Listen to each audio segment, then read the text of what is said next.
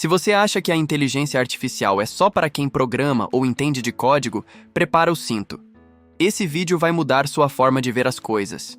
Hoje eu vou te mostrar 5 sites com IA que podem explodir a sua produtividade em 2025, mesmo que você não entenda nada de tecnologia.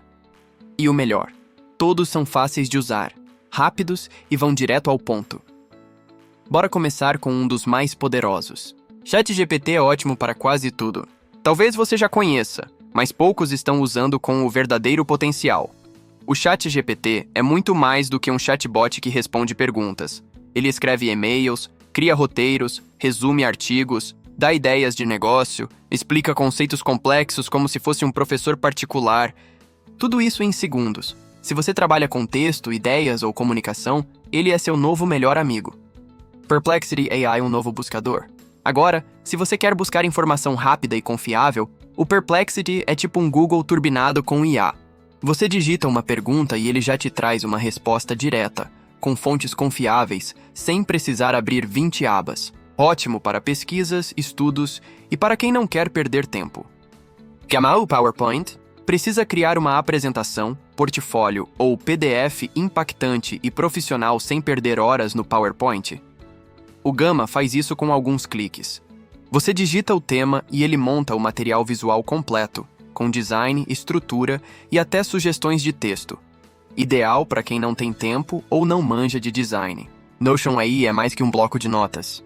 Se você já usa o Notion, precisa testar a função de IA integrada. Ela organiza tarefas, escreve relatórios, transforma anotações em textos prontos e ainda ajuda a resumir tudo. É tipo um assistente pessoal dentro do seu bloco de notas. Opus Clip é uma fábrica de shorts. Criadores de conteúdo, isso aqui é ouro! O Opus Clip pega um vídeo longo seu e transforma em vários shorts automáticos.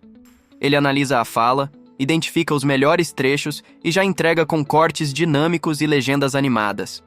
Ótimo para ganhar tempo e manter as redes ativas. Esses são apenas 5 sites entre centenas que estão surgindo, mas todos têm algo em comum. Foram feitos para te poupar tempo, energia e dor de cabeça.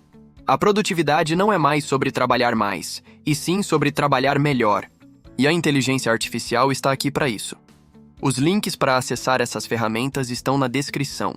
Se você curtiu esse vídeo, deixa o like, comenta aqui se você já usou algum desses sites ou se quer uma parte 2 com mais ferramentas. E se inscreve aqui no canal Desvendando IA, porque toda semana a gente traz dicas reais para você usar a tecnologia a seu favor.